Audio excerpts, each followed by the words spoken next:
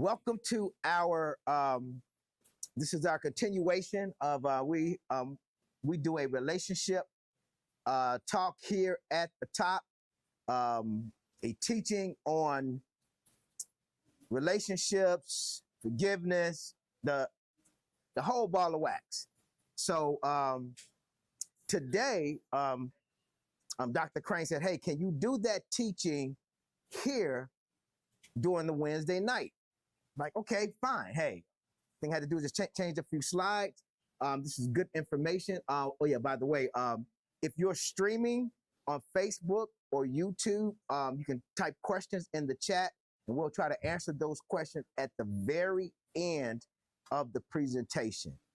But one of the things we're gonna talk about is that we're gonna talk about communication in relationships, not just marriage, but in singlehood and the way we talk to one another. The scripture talks about how we should talk to one another, how we should do it with love, how we are supposed to communicate. Anger is allowed, just no hitting, no biting, no scratching. There are rules to communication, but a lot of times we don't use these rules in our relationships, whether you with your boo or you with your Lou. And so a lot of times when we are engaged in dialogue, it really end up being an MAA match of words because there are no rules. Scripture said that we should communicate, our words should be seasoned with salt. They should uplift, they should encourage, they should rebuke.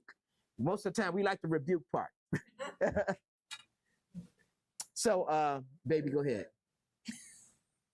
You funny. So we're gonna have some fun. So go ahead. How's everyone doing tonight? Yep. Good. All right. So those who are in our tune up at the top class, if you're following along in the book, we're going to be on page 20. So we are going to continue from our teaching from the last couple of weeks. This is the 4th session. Woohoo! I'm Tune Up at the Top. We're having a lot of fun. So if you're a member of the top and if you're watching us on live stream, you don't have to be a member. You can join us for the Tune Up at the Top class. We meet every Wednesday, except next Wednesday. Pastor Christine said not next week. So we'll come back on September 17th. All right, so let's get into our topic of communication. Now, class students, some of this may be a little refresher. You've heard a little bit. We kind of twisted it a little bit, to add some more spice to it. So don't be like, oh, we Keisha and Gerald, we heard y'all talk about that last week. It's okay. We love y'all. Practice make perfect. All right, I'm going to read our goal. Communication is key to building a solid relationship. In this workshop, in this session, you will learn and experience ways to improve your communication as a couple. The verbal back and forth, y'all know that, right? Must change into a unified voice that allows each partner to express their feelings without being made to feel guilty, humiliated, or in need of therapy. What? Yeah. Yeah. It is important to note that great communication does not require you to solve problems or offer solutions all the time. What? Are you taking a shot at the men? What? Well, ouch. Great communication is the combination of effective talking and engaged listening. Great communication is the combination of effective talking and engaged listening. Ephesians 4:29 in the NIV Bible says, do not let any unwholesome talk come out of your mouths, but only what is helpful for building others up according to their needs, that it may benefit those who listen. Did you know that a high percentage of conflict at home and at work is a result of ineffective use of language? We just don't talk right to one another. What? Nope. Communicating effectively takes practice and a great deal of effort. It's a choice. Good communication occurs when both spouses are able to speak clearly, speak honestly, and speak respectfully. Speak what? Respectfully. Respectfully. I mean, we kind of get the clearly part. Not easy to do though. Yeah, not easy to do. We're pretty good on the honesty part, right? You don't think so? Many times I think we always ready to give somebody a piece of our mind. So, hey babe, you get on that side. This is my good side. So, but it's this respectfully part. We all got a lot to say. We all want to be heard. But the issue many times is not the clear part, but it is not the honesty part. Because I mean, our version of honesty could be, look, you get on my nerve. Look, you make me sick. We have a version of honesty. Sometimes it's baked in emotion, but a lot of times it is the respectful part that we have a problem with. Now, scripture says in John the 8th chapter and 32nd verse that you shall know the truth, and the truth shall what? Set you free. Set you free. But many times before it sets you free, it'll make you mad. It'll tick you off. Because we don't like to operate, we have a version of truth. Our version of truth. What we think and what we perceive truth is, and many times that truth is baked in denial. Baby, you can flip. We're on here. Okay, we on here. Okay. See? See, I need supervision. See? So when we look at the slide, communication. Sometimes communication is insane, and sometimes it is intuitive. Why is communication so hard for people? It drives me crazy. What is the different definition of insanity? Somebody tell me what the definition of insanity. Doing the same thing over and over and expecting a different result. Trying to communicate the same thing, having the same argument over the same thing. Look, didn't I tell you to do this? Didn't I say A, B, C, D? Didn't I say that? And again, we're not talking to children. These are adult conversations. These are conversations that grown adult people that have been married 5, 10, 15, 20, 30. You're having the same conversation, going over the same thing, over the same situation. And we have had insanity in our relationship because in the communication, I'm gonna jump ahead of myself. There's no accountability.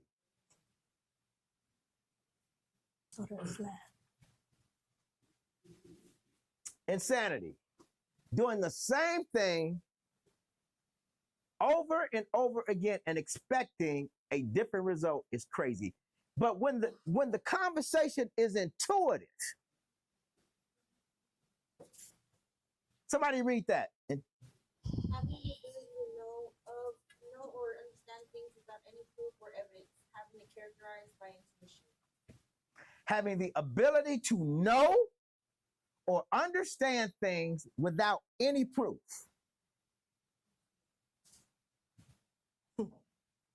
Without any proof or evidence, having or characterized by intuition. It is based on or agreeing with what is known, what is understood without any proof or evidence.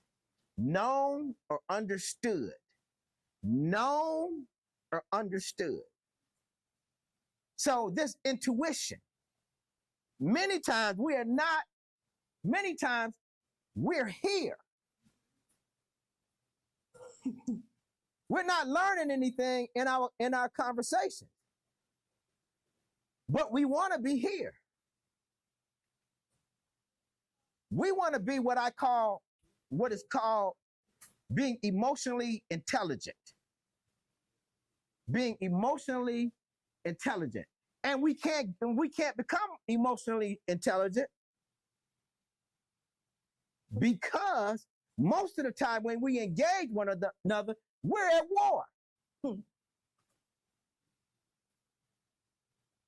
We are at war. And you're just like, look, I had enough.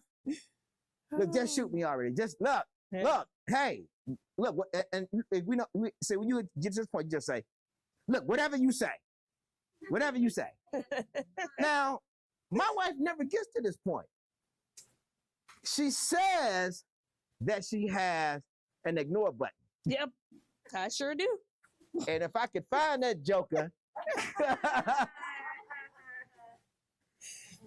But in our relationship, and the thing, I'm going to go back one. I'm sorry, baby. Go ahead. This intuitive.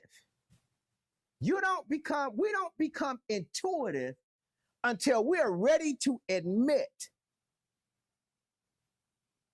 No, I'm sorry. Until we're ready to accept. That's it. The behavior. I promise I'm not jumping ahead of myself. And unless we're ready to accept the feedback from the person that's getting the smoke.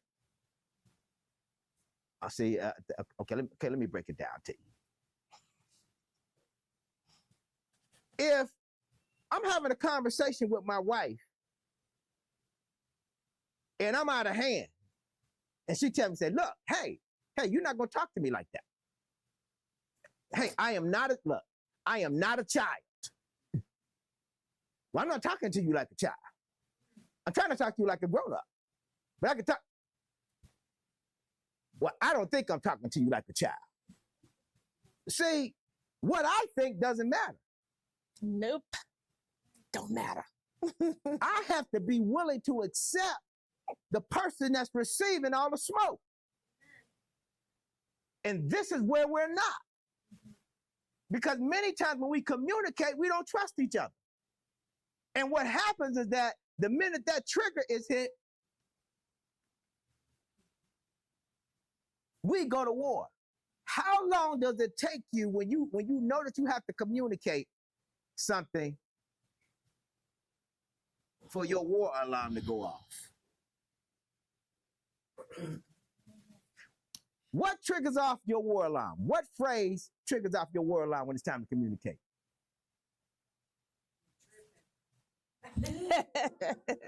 There's a phrase that we use when it's time to communicate. What is it?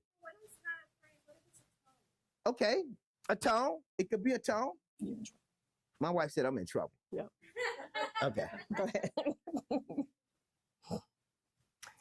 So, again, when we're talking about these communications and these tones, but the thing, most of the time, that triggers it out is that when we say,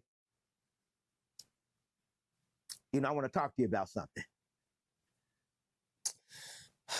Immediately, mentally, and emotionally, we get triggered.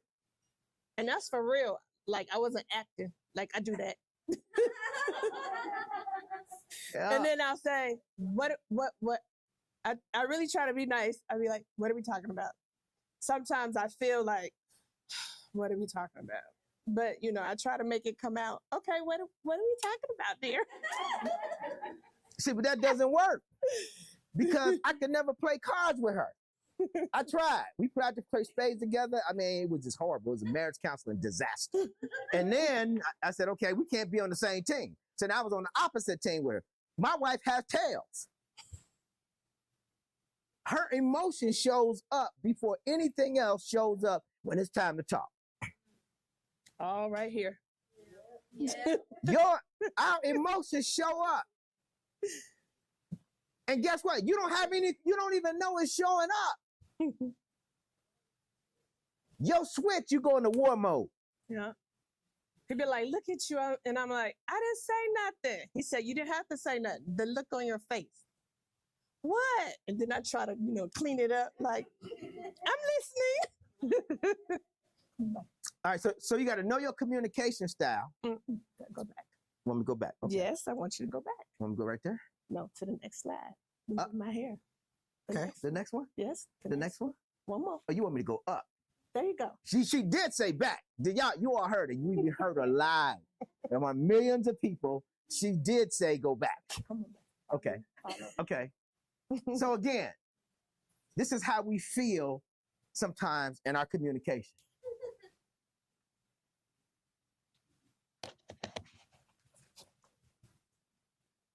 Yeah. When talk about the mirror.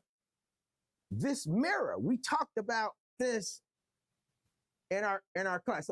Someone read James, the first chapter, James 22.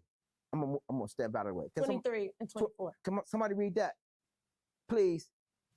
I'll read it. Okay. Read it up there or read it on mine? Any way you got it. Okay. Those who hear but do not do the word are like those who look at their face in a mirror. For they look at themselves. They look at themselves and walk away and immediately forget. I'm standing in front of the slide. What they look like. This me all day long. That's me right there, baby. That's me. That's me. That's how I perceive myself when I'm communicating. I think I'm okay. But she's like, no, that's not who you are. See, we got who we want to be. And then we got who we are. You have to see, this who she want to be. Maybe you move out of the way a little bit. This is who she want to be.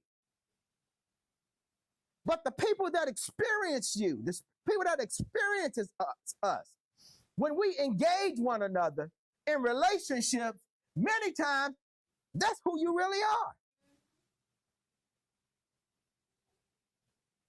And so, it is vitally important to know who you are. Know your communication style. Style simply means the way that you talk. How we talk, or more importantly, how we communicate with each other, is the key component to how successful the communication can be.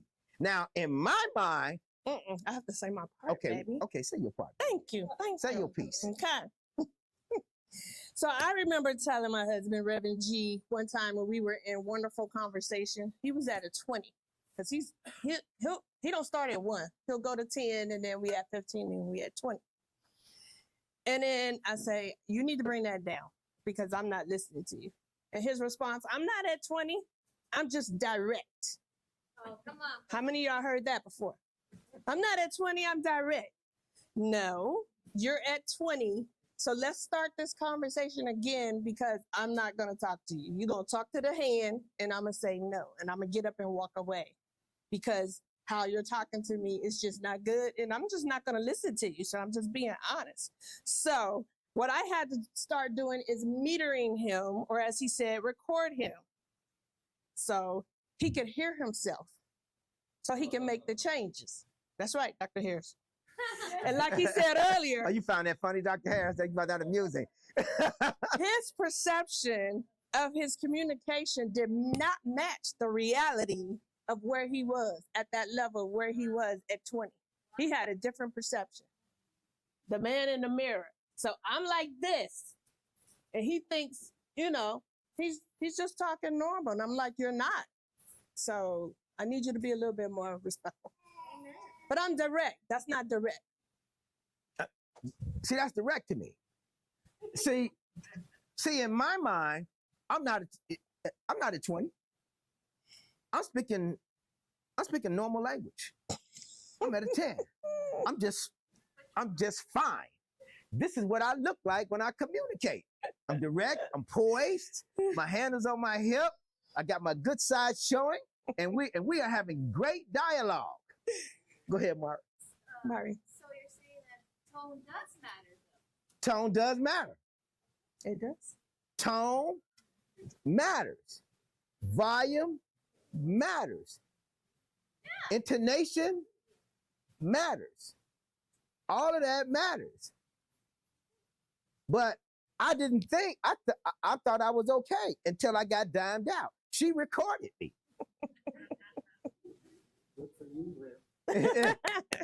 She recorded me.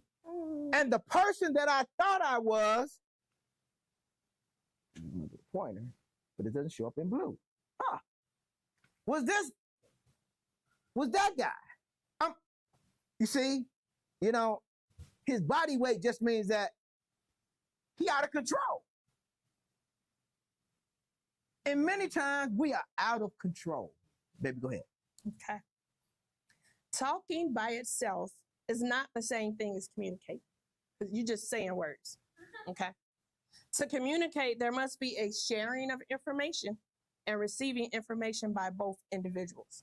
Go to the next slide, baby. So we're gonna cover the next one. Yeah. What we covered in class last week, and we did a good exercise. So I'm gonna ask you to do it too. Sorry, those who are watching, you won't be able to participate by raising your hand, but if I share a style that you're familiar with, maybe write it down in your notes. So this is what we're gonna do. I'm going to tell you about some different communication styles. I won't have you stand up, but I want you to raise your hand. Raise your hand like you in church. So let me first tell you each one, and then I'll go back and ask you if that's you. All right, so our communication styles. Controlling. This person forces the conversation to go their way. Okay? Then you have the critical person who complains about and analyzes every statement. Then you have the pleasing person. They just agree to everything for peace sake. They don't like arguing. Like, yep, you're right. Yep, everything you said. Yep. Mm-hmm. Then you have the person who is the avoider. They always try to change the subject or avoid the conversation completely.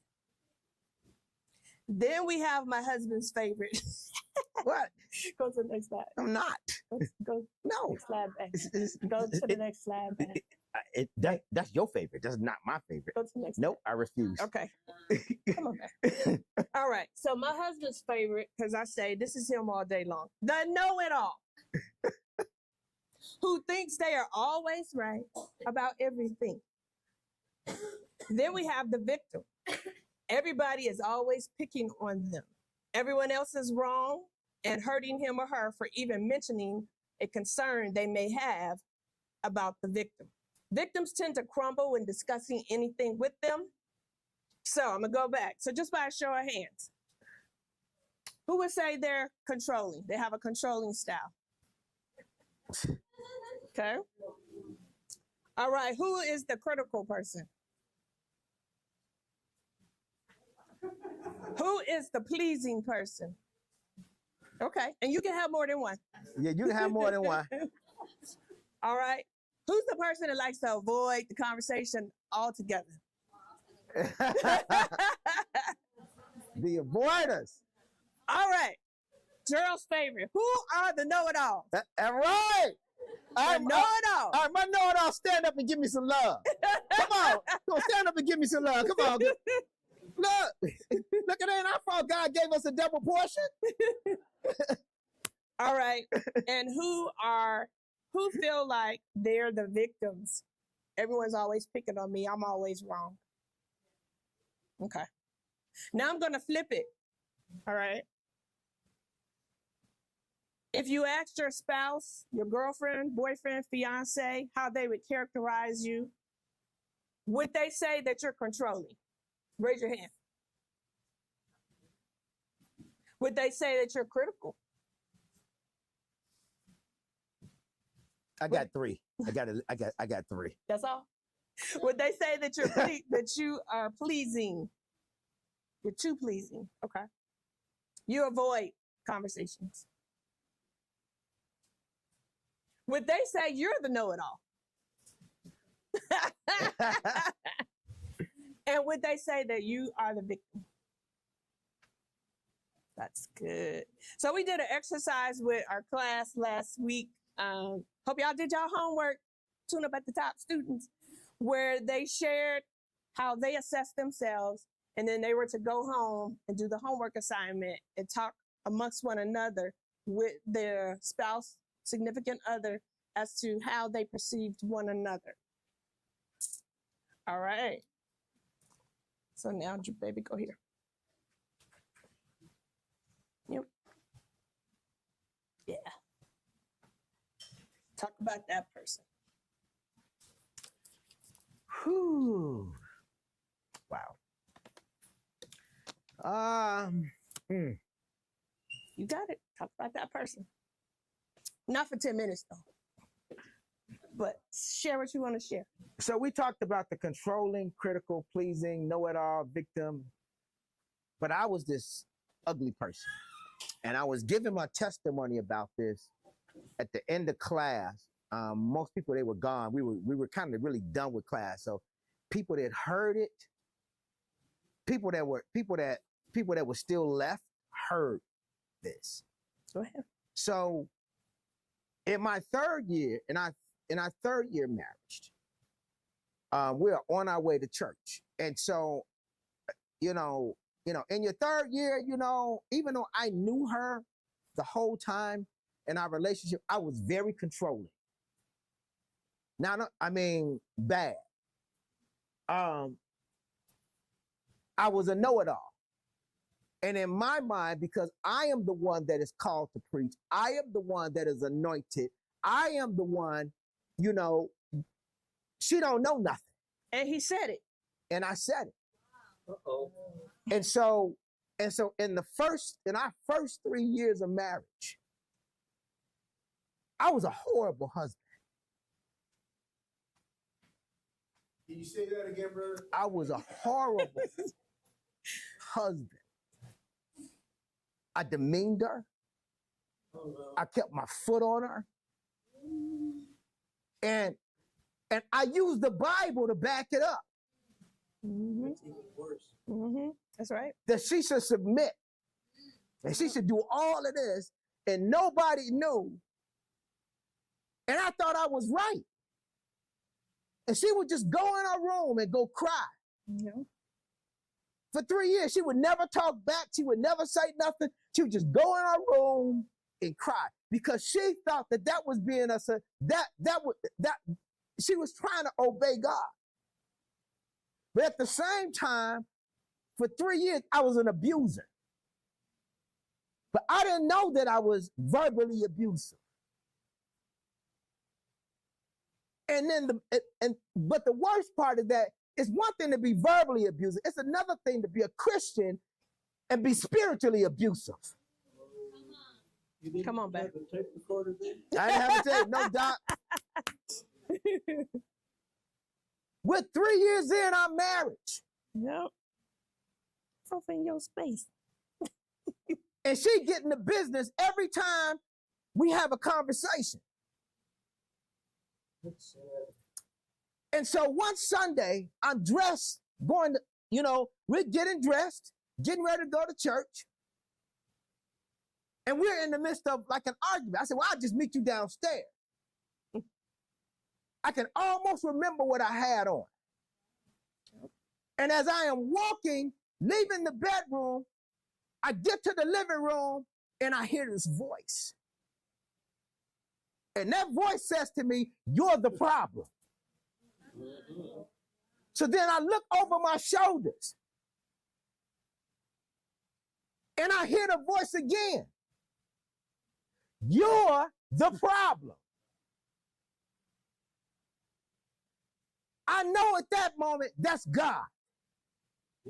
I fall on my knees and God says it to me again. You're the problem. I'm so glad. You've been treating my word like a hammer. Yeah. And that and your words are nasty. And that's my daughter. That's right. And I laid there on my face until my wife, she strolls in, and I am on the ground. I am on the carpet crying out to God, because at this moment, God is giving me the business. Oh, yeah. He's blessing you. Come on, Dr. Harris. About everything that I thought that I was, Mm-hmm. and how I'm misusing the word of God to hammer her. And I got up and I repented. And God showed me who I really was as his son. She had been telling me, but I didn't want to listen, because there's no way somebody as anointed as I am could be that. Come on. Say it, babe. There's no way that someone that God is using Be like that. can be that.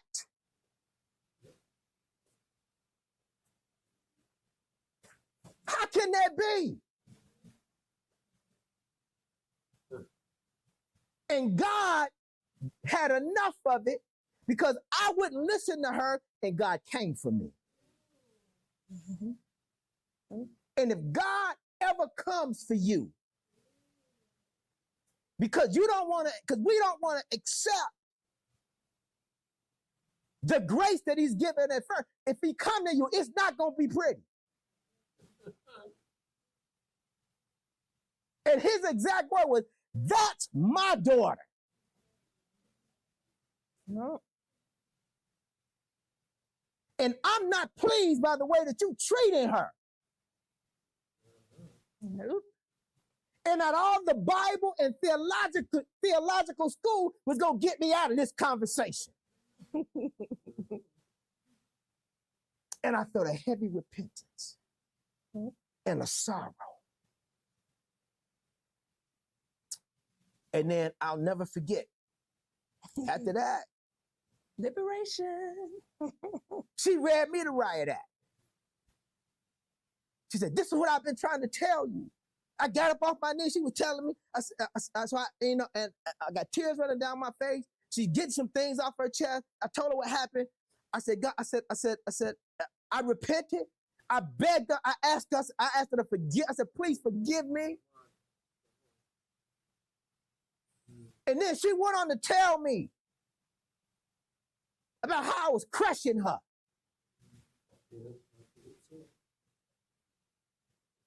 And so,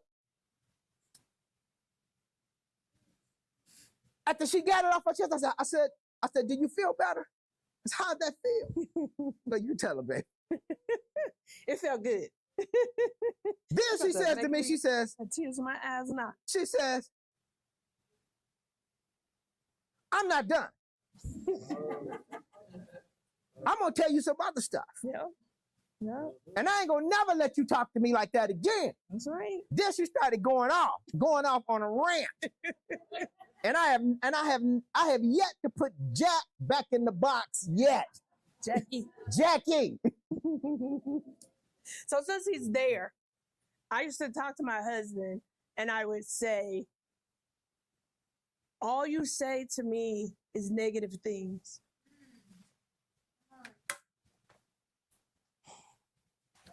Is there anything positive Yep. that I'm doing? Yep. You married me. You loved me. You said, I'm the one God told you to marry. Where's the positive things that you're supposed to be imparting into my life?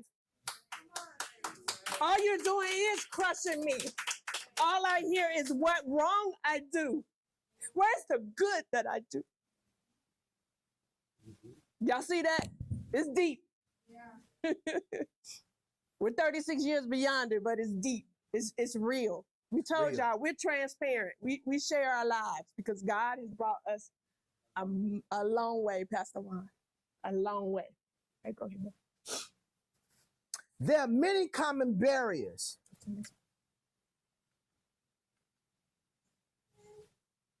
Keep going. Oh, go back. Okay, go there. This is fun. So we communicate. Differently. Can Okay, you that's- all see the slide? Okay, that's enough of us crying. I ain't gonna cry no more. I ain't gonna cry. We promise. Hey, no more crying, Facebook. So there are many common barriers. Baby, talk about the different communication styles Oh, between yeah, yeah, men and yeah, women. Then Yeah. Then we'll get to the barriers. So men, the way we communicate, this is my helpmate, is that we're pretty much one-dimensional. I could pass Johnny in the hallway. Yeah, what's up? What's up? That's it. yeah, That's it right there. We good. we good. It's like we just talked in the whole week. What's up? Hey, Gerald. Hey, Johnny. That's it right there. That's it. The female gender, on the Yeah. other hand. Y'all see this? So I'm gonna talk to Carla. We're gonna talk about everything. We're gonna have many conversations in like 5 and 10 minutes. So many subjects. The difference between men and women. All right, let's go to the barriers that some couples face. So there are many common barriers the couples face every day that can get in the way of good communication, setting us up for communication pitfalls. That's right. This first one, ooh, I can't stand it. What's that say? You always. How many have heard that? You always. Right. Say You that again. always. Pastor Juan said the opposite is you never. Yeah. You always. So when he would say that in conversation, I always, well, yeah, but I always, that means like every day, daily. All day long, Pastor Juan. Oh, okay, well, not always. Okay. Don't say that then. It comes out negative. Because you always mean you don't never do nothing right. Yep. What good are you? It leads back to that. What good are you? And if you already dealing with self-worth, low self-esteem, and you're dating and that significant other uses you always, you just gonna get lower to the ground.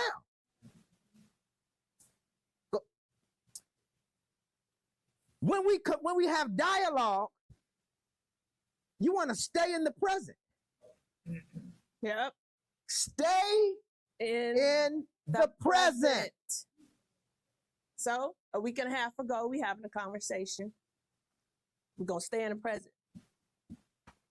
My husband brings up something from 3 months ago. He Was it? sure did. Yeah. Oh, you think that's funny, lady? Yep. The lady in the back So- just think that that's real. I said, babe, we already talked about that. We already went over that. I already apologized 3 times because you didn't hear me the first time. So why are we talking about that right now? That has nothing to do with today. Well, if you would have did it right, I mean, we just being real. If you would have, corrected those things, then I shouldn't still be talking about it. Oh, whoa. Did we not address it? Did I not apologize? It's over. Today, we talking about something else. So let's stay in the present, okay? Let's stay in the present. Don't go backwards. Denial. And the longer you're in denial of who you are, the worse the relationship between you and your God you're going to have. How many of us say, oh, go ahead. Can you say that again? Say it again, babe.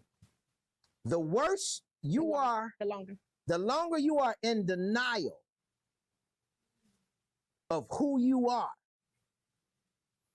Not who you say you are, who you are. The worse your relationship with God is going to be. Everybody say, put some Bible on that, Reverend G. 1 Peter 3:7 said that your prayers will be hindered when there's not harmony. Put some more Bible on it. Jacob is in a fight with God about who he really is. Am I right, Pastor Juan? He's a swindler. He's a deceiver. And he is fighting because he knows this is what he is. But he is in denial of who he is. And God came for him. Yeah. And he said, you're not going to be able to get to the next level in your spiritual walk unless we fight, unless we deal with who you are. But instead of just giving in and having some type of submission, he decides he want to fight. He want to fight with an angelic, stronger, spiritual being about who he is. And so he was stuck like Chuck until he came to the realization that you're in denial. And I'm sure a lot of us have heard or maybe said ourselves, that's not me. That's not me. I'm not like that. I'm not at 10. I'm not at 20. I'm at 5. I'm not like that. But it's the other person's experience of you. My experience. So my husband and I made an agreement in the beginning of our marriage, after we matured and grew up some, right? That if we share experiences of how the other person is treating us, we should not respond. I didn't do that. That's not me. We would accept it. Which goes to the next one. Take responsibility. Take responsibility. Take responsibility of how each of us are sharing with one another. This is how you treat me. This is how I feel. Don't dismiss it. Take responsibility. Now, a lot of times, the people that have the avoidant communication style, they don't like this part right here. If we have a conversation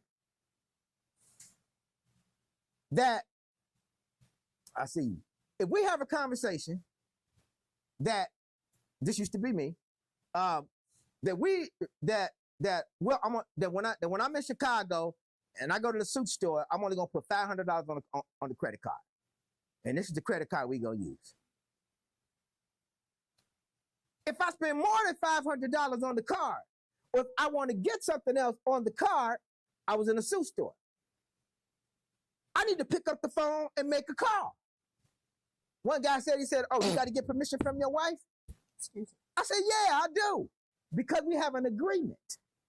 How can two walk together unless they agree? Now, at the time, I spent more than $500, and then she called me on the carpet. Mm-hmm.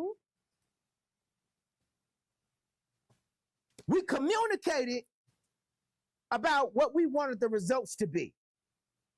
I broke that communication.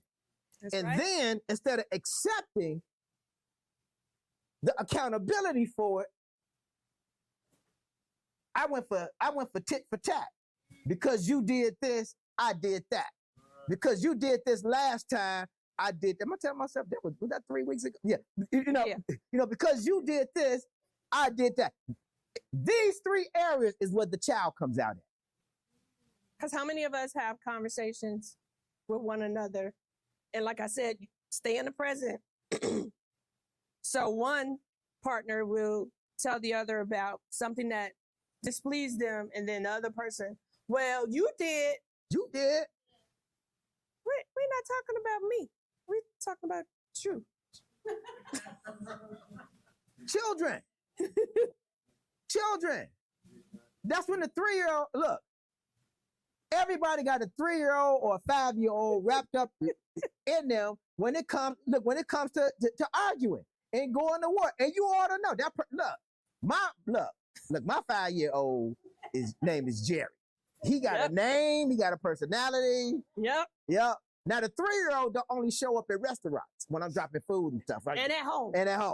But the 5-year-old goes for this. And we all, huh? Somebody had a hand Oh, up. somebody had a hand up. Somebody had their hand up. Somebody. Marty, you had your hand up, You sweetie had pie. a question.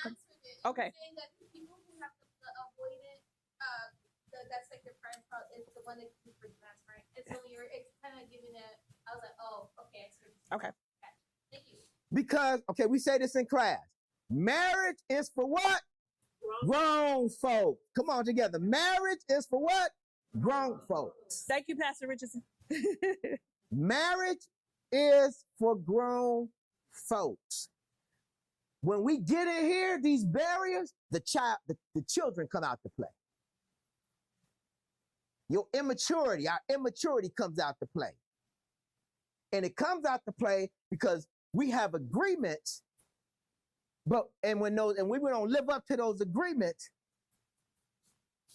we don't want to take responsibility for those agreements, and we're called on the carpet for those agreements. We don't want to deal with the consequences of those agreements.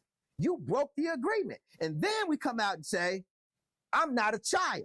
Don't talk to me like a child. Well, I talked to you. We had a conversation like adults. And like adults, we had an agreement. So am I dealing with an adult or am I dealing with a child? These are the things that happen when we get into these areas of the barrier of communication. And the person that needs to take responsibility need to ante up. A, they need to fall on their sword, or B, they need to make the corrections.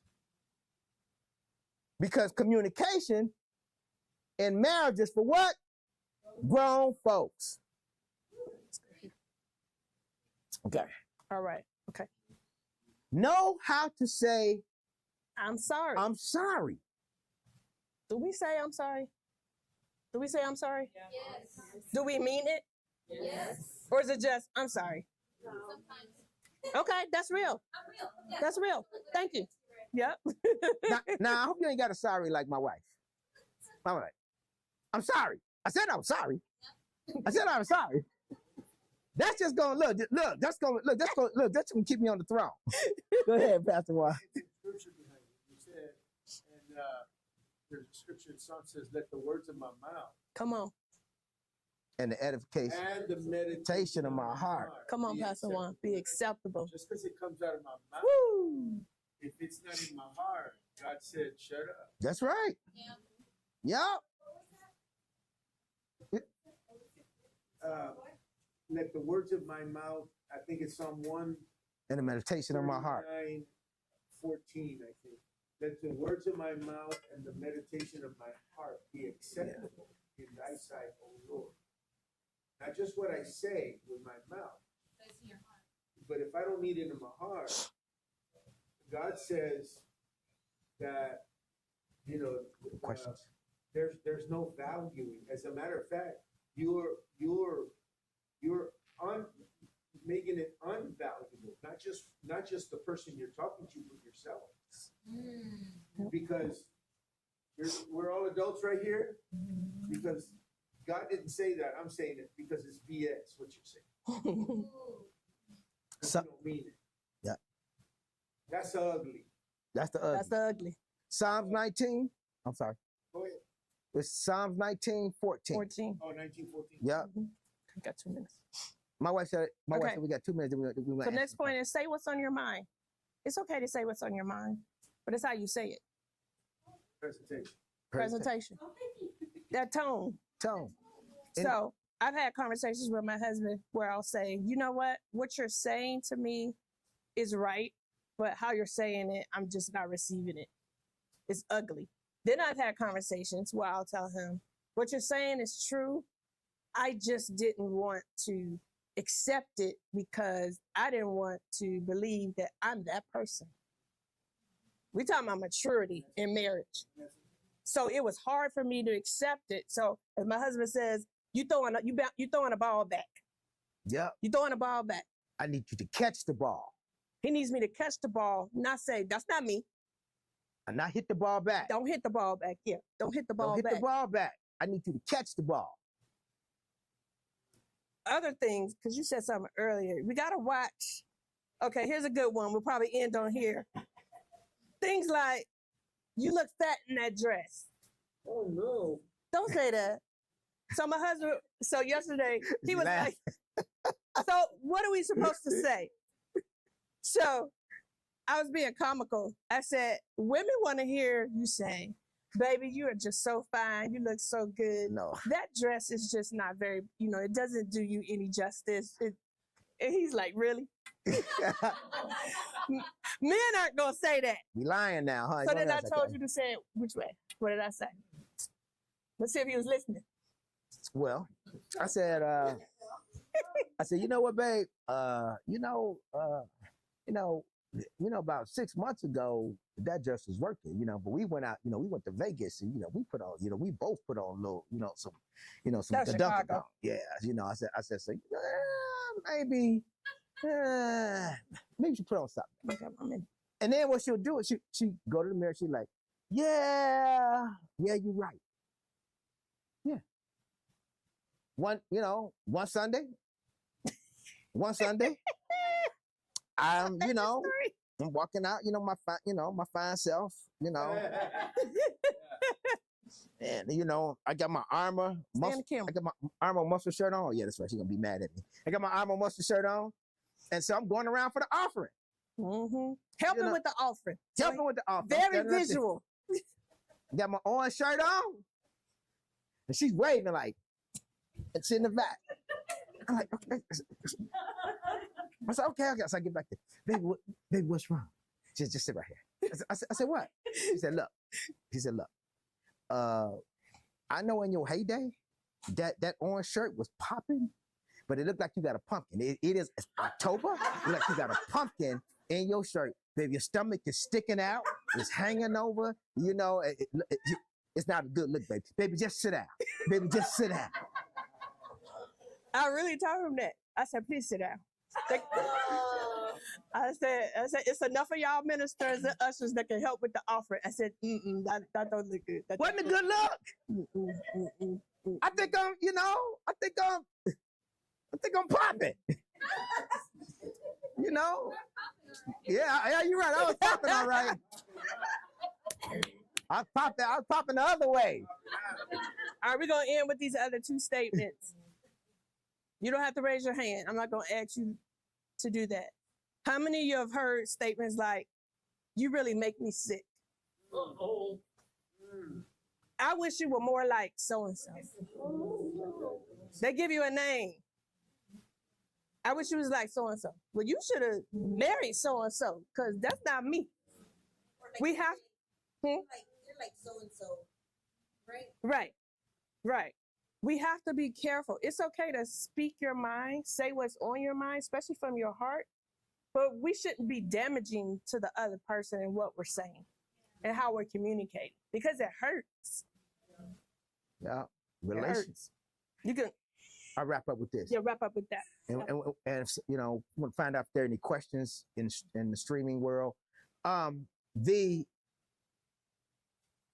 relationships, whether you're married or you're engaged, forgiveness and repentance is a continual part of how long it lasts. Yeah. It is continual. It should be a part of your relationship. Whether you are married or you're dating, if somebody got too much testosterone or somebody got too much Betty Crocker to say, I am sorry, and not just I'm sorry or I hate that. I apologize. For what? What are you apologizing for? I need to hear the words, baby. Tell me. I need to look. Let's see, wait, it's Wednesday. I think we had that conversation Monday. Was it Monday? Oh, yeah, it was Monday. Mm-hmm. And we were in the car, and you apologized. Oh, yeah, that's right. And then he was getting ready to drive out. I said, no, we are in the car. Did. We are in the car, getting ready to go somewhere. I said, wait, nope, you got to fix this. I said, what are you sorry for? What are you sorry for? She's like, I need to hear pump, literally pump the brakes, baby. I'm like, what? I have to pull it over. This is part of relationship. And I told her what I was sorry for, and that it would never. I didn't say never. I just said I'm sorry, and what I was sorry for. And then I said to her, we looked at each other. We said, "Good morning." Now explain that, and then we got in. We're gonna start all over. Good morning is starting all over again. Why you gonna stay petty? I'm still mad at you. Man, look, that's for children. Because marriage is for what? Yeah. That's for children. And sometimes good morning could be 2 days later. We just being real. It could be 10 o'clock at night. It's not just in the morning. Yeah. That's our agreement of where we're saying, let's get things right. And once we've gotten things right, yes, sir. That's our signal. Good morning. 3:30. It was 3:30. Yes, it was 3:30 in the afternoon. Yeah. Good morning. We wasted the whole day. Monday. Or Monday, or I wasted the whole day, or we wasted the whole day Yeah. acting like children. Yeah. Yep. Jerry was out. There you go. Jerry was out in full effect. Don't you call me Jerry on Sunday? Hey, Jerry. I wrap a bit. All right, so we're wrapping up. Are there any questions? Huh? Yeah. Any questions? Are there any questions on the streaming line? Okay. Mari.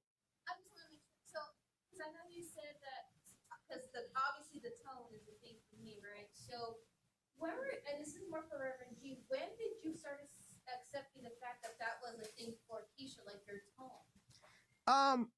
To be honest with you, When did he accept?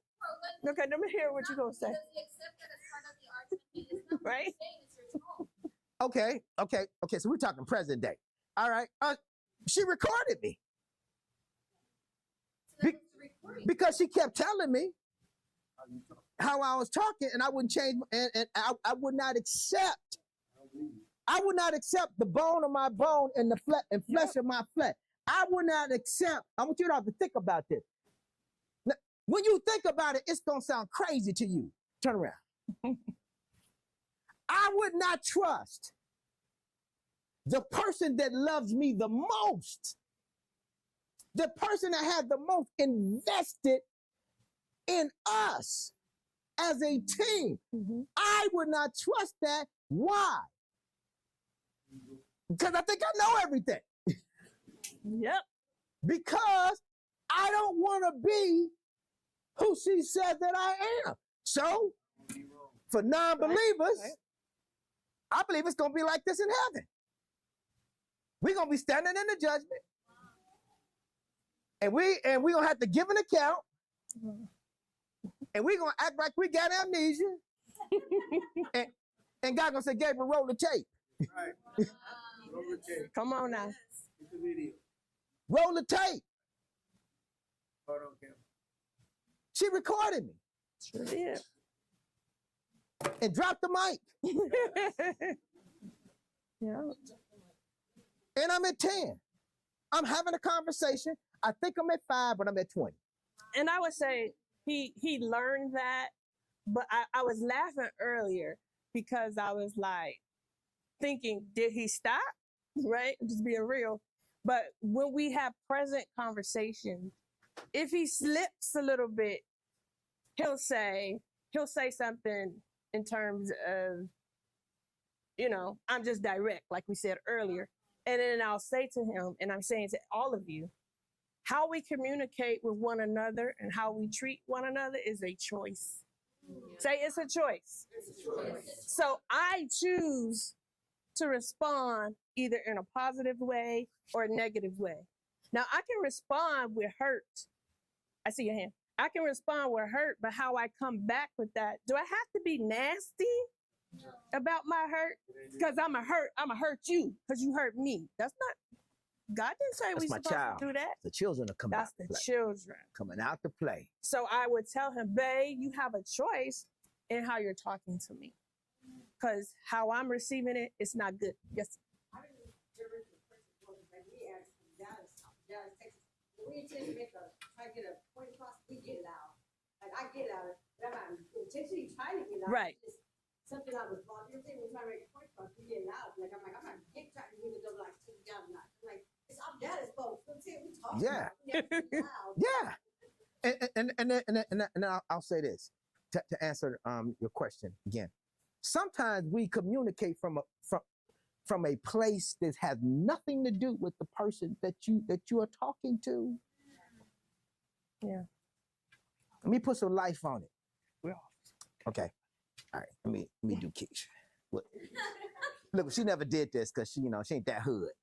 She hood, but she ain't that hood. She kind of, she kind of bougetto. She's bougie and ghetto. But so they're like, you ain't none of my daddy. Yeah, ain't nobody gonna ever talk to me like that. Who you think you talking to? Yeah. Your husband know he ain't your daddy. Where does that come from? Ain't no woman gonna never talk to me. You're not gonna ever disrespect me. That was me. Because I had the George Jefferson complex. Because I was short. I was 5'3" for a long time. Yep. People used to slap me on the back of my head. I was short. I could never get no respect because I wasn't tall. I wasn't over 5'8". I stayed 5'3" a long time, and people they treated no respect. I wouldn't get none. So now I'm married. We get into a little argument. I'm taller than 5'3". I'm 5'7". But that person is still there. You're not gonna disrespect me. She's not disrespecting me. No. But I took it as disrespect because I'm responding from a place that's got nothing to do with her. No. Right. That's why before you get married, get some therapy. Or get relationship counseling, premarital kind of stuff. All right, she says 8:10. Time to shut up. All right. Any more questions? Any more questions? Go ahead, Brittany. You can't record people's actions. Like some people talk at you and they point at you. Mm-hmm. It's very condescending. Right. And you can't say what they're saying necessarily. They say it in a soft voice, but they're just like their hands and their emotions. Repeat what she said. Sometimes it's how do you make people aware of how they're talking to you with their hands? It's very ugly to point and put your hands in people's faces. She said, how do you make people aware of their body language? Mm-hmm. Of their body language. Right. So you can talk at 5, but you can still be, your body language. I'll tell you how. So you're pointing your fingers at the person when you're talking, you're in their face like that. So we did how do you get around it? So again, we video each other. Sometimes we didn't tell each other, but we knew that we both were out of control. Her with her nonverbals and me with her nonverbals, which is her visuals, and me with my verbals. And when he does point, I will say, look, I'm from Chi-Town, so is he. Look, like he said, Jackie came out and she ain't been back. I got some. Hey, look, I will say, and you can say, I need you to stop pointing at me. It's disrespectful.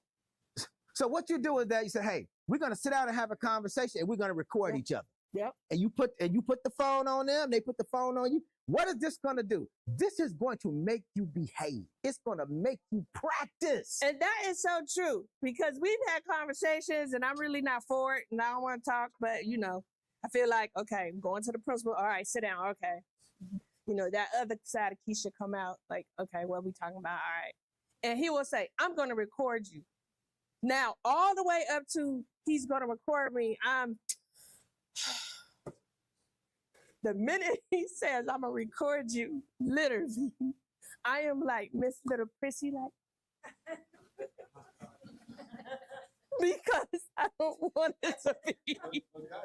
Yeah. But God knows, you're right, Pastor Juan, but God knows. He knows my heart. He knows I'm still saying, shut up, please. But you know what? We believe in counseling. Yes. The counselors get counseling. Sure enough. We have a team of people. We get and we get counseled by each other. We got a group. We counsel them. they counsel us. That time they had to come over to oh, good God Almighty. Yeah. All right, I'm gonna shut up. Yeah, 'cause Anyway, it's You gonna get in 8:15. trouble, not me. All right, okay, I ain't getting in trouble. So, Can I go announce? yeah, so the purpose is not the I got you and I caught you.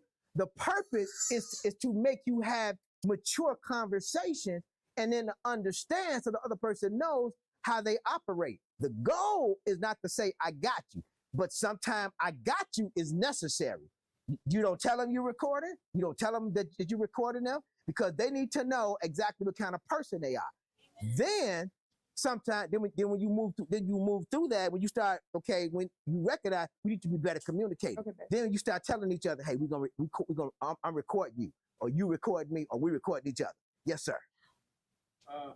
Idiosyncrasies we all have, because of our personality. Right. Yeah. But our relationship with people, in particular our spouse, will be determined by our relationship with the Lord. Now it sounds elementary, cheesy, or whatever, but it's a fact. 1 Peter 3:7, sir. When you and the Lord have an intimate relationship, when you think of saying something, Come on. the Woo. Holy Ghost tells you no, right? But it's our relationship with the Lord. Come on, Pastor Juan. Because our spouse could be way, way off. But Jesus never got offended. He never lost his cool with people accusing him of stuff. Because his relationship with the Father was one. Wow. Was one. Yeah. So when your spouse says something that you know you're not because you just talked to your daddy, I look at it this way. There's something I'm not doing to get you to see me different. Yeah. Okay? Because if you don't see me the way he sees me, okay, then maybe I'm not seeing you the way I see him. Right. So again, bottom line, guys, in any relationship in the world, in your walk in this world, your character and integrity will depend on your intimacy with God. Yep. That's the bottom line. Yep. So That's the bottom line. That is right. Thank you, Pastor Juan. And because do we ever think, and I'm guilty too, that when we say things, is God pleased with what you just said to your spouse? God ain't even at the house. Not even at Do you think he pleased with that? So we all, including me and my husband, have to check ourselves. Exactly what Pastor Juan said. How's your relationship with the Lord? And then You're supposed to be that light and that example. Yeah. And we're gonna wrap up with this scripture. Same thing. This is good. I'm going to put some Bible on what Okay. Pastor Juan said.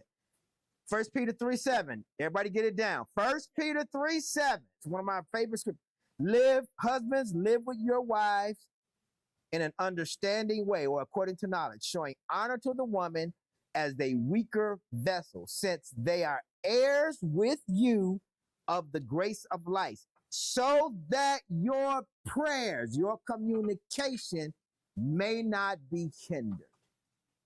That's right. With God. All right. 1 Peter 3:7. 1 Peter 3-7. 3:7. Is Pastor Crane? Is Pastor Christine coming back? He went to get it. Okay. You want to go ahead and pray us out? Well, he went to get her Okay. to close out. Any prayer requests? Any prayer requests? I have one for everybody about all our relationships here. Okay. Yes. Okay? Yeah. I don't know about y'all, but like in the couple of classes you've had, I feel like I'm making great progress, but I don't know. I know spirituality. I mean, I know the devil's real because then I think he comes back even harder. Okay. Brother Frank, is Pastor Christine coming? Yeah, she's supposed to be coming to me. Okay. Thank you. That's if you want to just pray us out or not. All right. I hope you all enjoyed. If you are not part of the relationship class, Join us. join us.